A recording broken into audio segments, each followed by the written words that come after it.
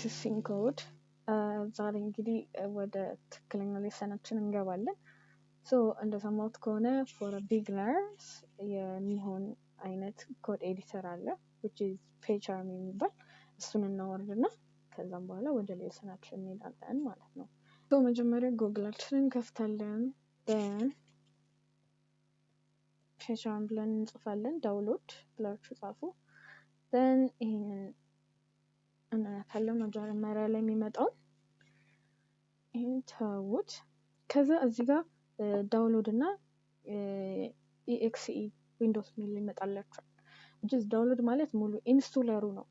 ስለዚህ እኛ የምንፈልገው ደግሞ ትክክለኛው ስለሆነ ይሄንን የዚህኛውን ARM የሚለውን አትንኩት because ኮምፒውተራችሁ ARM ላይ ነው ይችላል። ስለዚህ ሴፉ exe ዊንዶውስ የሚለው ነው ማለት ነው። እሱን እናወርዳለን። then እንደምታዩት ዳይሬክትሊ ገብቷል ማለት ነው። ዳውንሎድ እያደረገ ነው። እንደምታውቁት እኔም ጀማሪ ነኝ። ያነበብኳቸው ነገሮች አሉ። ለመጀመሪያ ሌሰን ለኔም ለእናንተም አሰብግናል ቀለል ይላል ያልኩትን ነገር ነው ይዤ መጣሁት እና ደግሞ ስንማር ሌሰን አናበዛም which is so boring ማለት ነው። ይሄ 2 ሰዓት 1 ሰዓት ምናምን አናደርግም። የተወሰነ ሰዓት ነው አሪፋ የሆነ አንደርስታንዲንግ እንዲኖረን ለማድረግ ነው ሞክረው ማለት ነው። ስለዚህ ወርዶ ከጨረሰ በኋላ ወደ ሌሰናችን እንሄዳለን። እንደምታዩት ወርዶልናል። just double click እናደርገዋለን። then welcome to PyCharm setup ይላል። next እንለዋለን። ከዛ እዚህ ጋር ፋይል ዴስቲኔሽን የሚለው ፋይሉ የት እንዲቀመጥ ፈልጋላችሁ ነው የሚለው። ከዛ ብሮሰር የሚለው ላይ ገብታችሁ የት እንዲቀመጥ እንደምትፈልጉ ትመርጣላችሁ ማለት ነው። እኔ ቶሎ ለማግኘት ዲስክቶፕ ላይ ነው ፈልገው። ስለዚህ ዲስክቶፕ የሚለውን መርጥና ኦኬ እለዋለሁ ማለት ነው። ከዛ ኔክስት እለዋለሁ። ጀስት ኢንስቶል እለዋለሁ። እንደዚህ አድርጎ ከጨረሰ በኋላ completing PyCharm setup ይለናል።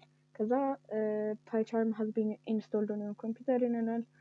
ስለዚህ ኦልሬዲ ወርዷል ስላለን ፊኒሽ ብለን እንዘጋውና እሺ PyCharm ይሄው እዚህ ጋር ወርዶልናል። እንከፍተዋለን። then እንደዚህ አይነት ነገሮችን ያመጣልናል። ከዛኛ መንገዱ ቢም የሚለው ላይ ነው። ከዛ ቢል ላይ ትገቡና ወደ ታች ስትወርዱ PyCharm 64 exe የሚል አለ። እሱን ነው የምንነካው። ከዛ በዚህ መልኩ ይከፍትልናል ማለት ነው። ወይል እንግዲህ እኔም ለእንትኑ አዲስ ነኝ። አብረን እንማማራለን። as you know እንደምታውቁት እኔ አስተማሪ አይደለሁም። እኔ እዚህ ጋር እየተማርኩ እናንተም እየተማራችሁ አብረን እየተማማረን እንደሚል ነው። ስለዚህ እኔም እንደ አዲስ ነው ማየው። I don't know እዚህ ጋር እንዳመጣ I don't know ብቻ አዲስ new project ብለን እንከፍታለን። A few moments later የምንሰራበትን ቦታ እንዴት ለማምጣት እየሞከርኩኝ ነበረ ግን ያገኘሁት አይመስለኝም። ChatGPT እንጠይቀው ማለት ነው። ChatGPT እንዳለን ከሆነ እዚህ ጋር ፋይል አለ then new project የሚለውን ከዛ ሎኬሽን አዲስ ብንመርጥ አሪፍ ነው። ከዛ ዲስክቶፕ ላይ አድርገው then create folder then create በይውን ያለኝ 2000 years later open project ልበለው new window an eternity later still እንደዚህ ነው የሚያመጣው። my god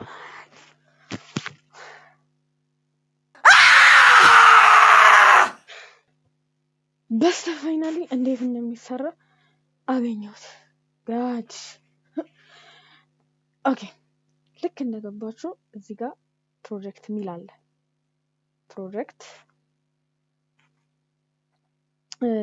ፕሮጀክት ሚል አለ then ከስሩ ነው የሚመጣው ከሱ ስር ማለት ነው እዚህ ጋር እና እዚህ ጋር ትሄዳላችሁ ፋይል የሚለው ላይ then new project ሚል ይመጣል። ኒው ፕሮጀክትን ትነካላችሁ። ደን እዚህ ጋር ሎኬሽኑን ትመርጣላችሁ ወይም እንዳለው መተው ትችላላችሁ። ከዛ ሌትስት የሆነውን ፓይተናችሁን ከዚህ ውስጥ ትመርጣላችሁ። ከዛ ክሬት ትሉታላችሁ ማለት ነው። ስለዚህ ስሜት እንደወደውና እስካገኝ ፕሊዝ አንተ እሺ። ከዛ እንደዚህ ከመጣ በኋላ ቅድም መጀመሪያ ስለከፈትኩኝ ፓይተን ፕሮጀክት 2 ብሎ ነው የሚመጣው። ከዛ ያኛውን የምንሰራበትን ቦታ ለመክፈት እዚህ ፕሮጀክት ፓይተን ፕሮጀክት የምትለዋን ራይት ክሊክ ታደርጉና ኒው ምትላለች ኒው ምትለዋን ትነኩና ፓይተን ፋይል ትሉታላችሁ ማለት ነው። ከዛ ሲን ኮድ 1 እለዋለሁ። ከዛ ኢንተር እለዋለሁ ማለት ነው። ታዳ መጣለን። ይሄው እንደምታዩት ራን የሚደረግበት እዚህ ጋር ነው ማለት ነው። ለምሳሌ አሁን ለመፈተን ያህል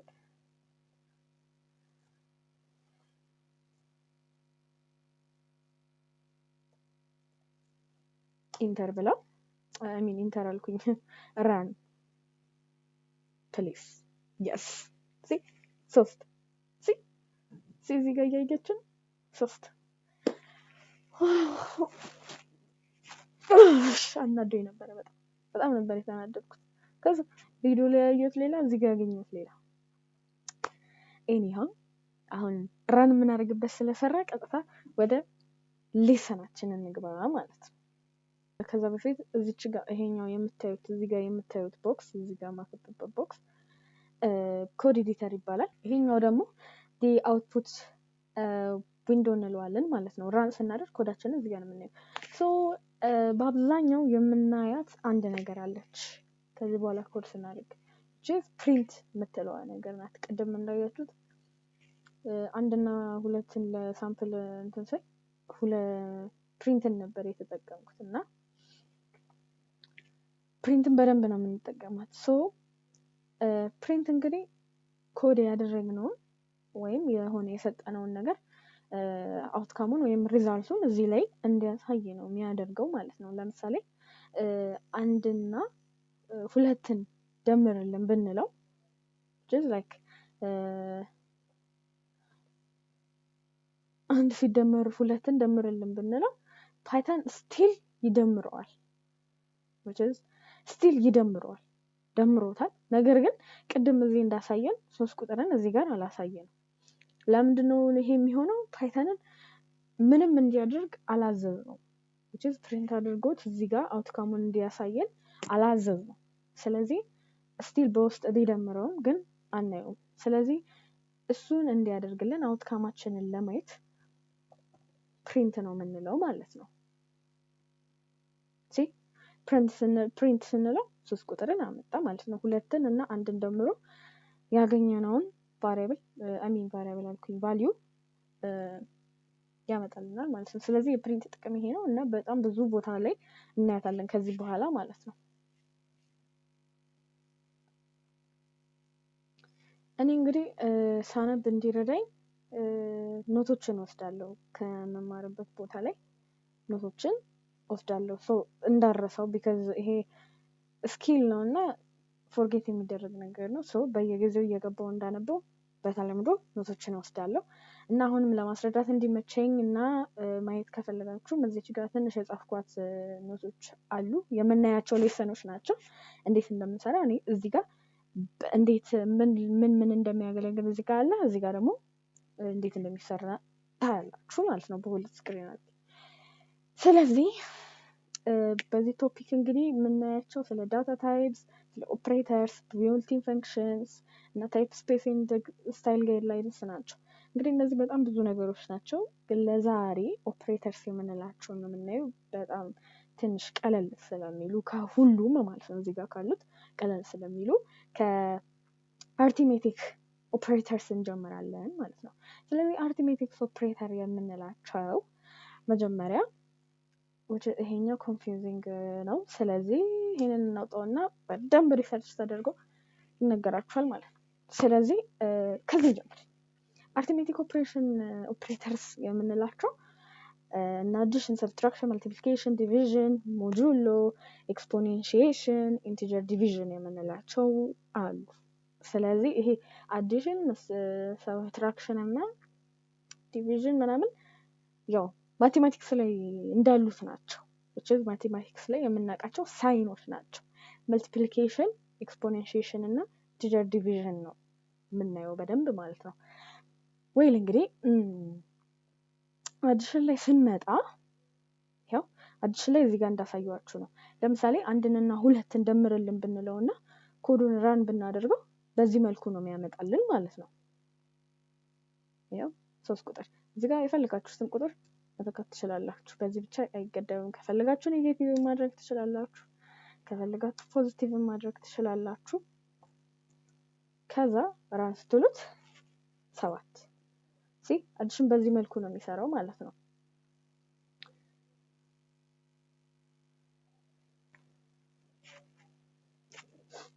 እሺ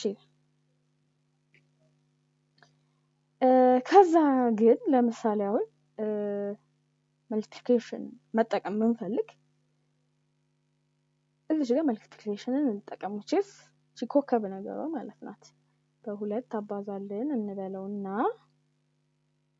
ራን እናድርገው 11 ያመጣልናል which is this is because ይሄ የሚሆነው ወይም ይሄ የሚሆነው ፓይተን የትክክለኛው የማቴማቲካልን ህግ ነው የሚጠቀመው ስለዚህ ከአዲሽን በፊት መልቲፕላይ ያደርጋል ማለት ነው ስለዚህ 4 ሲባዛ በ2 ከዛ ሲደመር 3 ነው የሚያደርገው ልክ እንደ ማቴማቲካል ህግ ማለት ነው ትክክለኛው የማቴማቲካል ህግ ስለሚጠብቅ ነገር ግን ቀድሞ አዲሽኑን እንዲሰራልን ከፈለግን ምንድነው የምናደርገው ስንል እዚህ ጋር 3 ላይ እና 4 ላይ ለብቻው ተደርጎ ብራኬትን መጨመር እዚህ ጋር እንደዚህ ስናደርግ ቀድሞ 3 እና 4 ይደምርና ከዛ በሁለት ያባዛልናል ማለት ነው ራን እናደርገው 14 ስለዚህ መልቲፕሊኬሽን እና አዲሽን በዚህ መልኩ ይሰራል ከዛ ደግሞ ስናይ ኤክስፖኔንሺዬሽን የሚባል ኤክስፖኔንሺዬሽን የሚባለው the power of የሆነ ቁጥር ስናደርግ ነው ለምሳሌ እቺኛውን እናጥፋትና 3ን እናጥፋና 4 ይሄ ማለት 4 ኤክስፖኔንሺዬሽን 2 ማለት 4 the power of 2 ማለት ነው ስለዚህ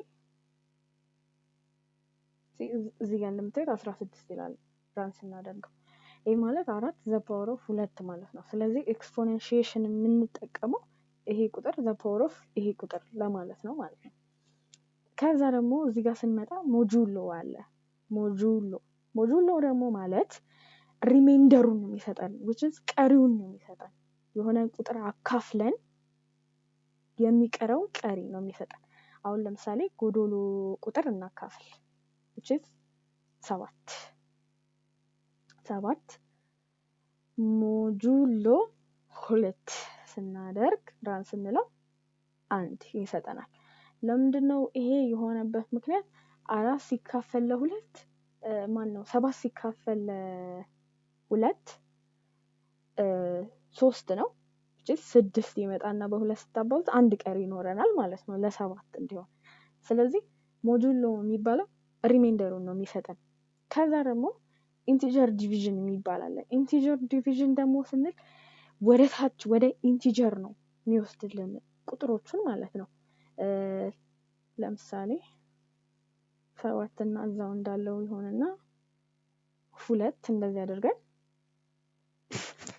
ራን ብንለው 3 ይሰጠናል 7 ሲካፈል ለ2 ስንት ነው 3.5 ነው ነገር ግን 3.5 ብሎ ያስቀምጠው ወደ 3 ያወርደዋል ማለት ነው በኔጌቲቭም ቢሆን እንደዛው ነው ለምሳሌ አሁን ኔጌቲቭ 7 እናደርጋትና ራን እንበለው ኔጌቲቭ 4 ይሄ ማለት ኔጌቲቭ 3.5 ነው የሚመጣው ኔጌቲቭ 7 ሲካፈል ለ2 ማለት ነው ግን ኔጌቲቭ 3.5 ብሎ አያስቀምጠው ወደ ኔጌቲቭ 4 ያወርደዋል ማለት ነው ወደ ታች ስለዚህ የዛሬው ሌሰናችን በዚህ አልቋል ማለት ነው ያስ አጥር መጠን ያለሽ ናት አይ ነው እንትኑ ነው ሰዓት የወሰደብን ይሄ ፔጀሩን ምናምን ለማውረድ ማለት ነው። ስለዚህ ዛሬ ያየናቸው ሌሰኖች እነማን ናቸው? ይሄ እዚህ ጋር ያለው ኢንተርፌስ which is ይሄኛው ምን ማለት እንደሆነ አየን። ይሄኛው ምን ማለት እንደሆነ አየን። ከዛ ደግሞ የፕሪንትን ጥቅም አየን። ፕሪንት ለምን እንደሚጠቅመን አየን። ከዛ ደግሞ ወደፊት የምናያቸውን ርዕሶች ነግሬያችኋለሁ። ሶ አርትሜቲክ የሚለውን ኦፕሬተርስ መረጥን። ከዛ ስለ አዲሽን አየን፣ ሰብትራክሽን አየን፣ መልቲፕሊኬሽን አየን፣ ዲቪዥን አየን which is ዲቪዥን like እንዲህ ያላልኳችሁ አየን ብዬ የወሰድኩትኝ ከአዲሽን ከመልቲፕሊኬሽን ጋር ተመሳሳይ ስለሆነ ነው። እዚህ ጋር መታችሁ ዲቫይድ ብታደርጉት እዚህ ጋር በቃ ቁጥሩ ነው የሚሰጣችሁ እና ለየት ያሉትን ለመንገር ፈልጌ ነው እነዛ ላይ በጣም ብዙ ፎከስ ያላደረኩትኝ እና ዋናዎቹ which is ከሌሎቹ ለየት ያሉት እና ሞዱሎ፣ ኤክስፖኔንሺዬሽን፣ ኢንቲጀር ዲቪዥን ስለሆኑ ነው እነዛን የተውኳቸው። ግን እናንተ ቤታችሁ መሞከር ትችላላችሁ ማለት ነው።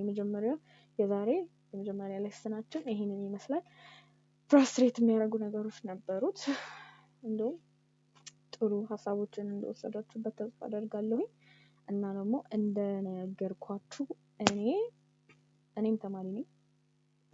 የምትመለከቱኝ ተማሪ ልትሆኑ ትችላላችሁ ወር ደግሞ የምታውቁ ሰዎች ልትሆኑ ትችላላችሁ። ስለዚህ የተሳሳትኩት ነገር ካለ ወይም ማወቅ ያለብኝ ነገር ካለ ኮሜንት ላይ አሳውቁኝ። because እኔም እንደማንኛውም ሰው ጀማሪ ነኝ። ስለዚህ የተሳሳትኳቸው ነገሮች ካሉ ኮሜንት ላይ ንገሩኝ። እንዲሁም ላይክ፣ ሰብስክራይብ ማድረግ እንዳይረሳ። የሚቀጥለው ሌሰናችን ላይ አንድ ጥያቄ ለመስራት እንሞክራለን በራሳችን ትንሽ ነገሮችን ካየን በኋላ። የዛሬው ሌሰናችን ይሄንን ይመስላል። ስለተከታተላችሁኝ አመሰግናለሁ። ባይ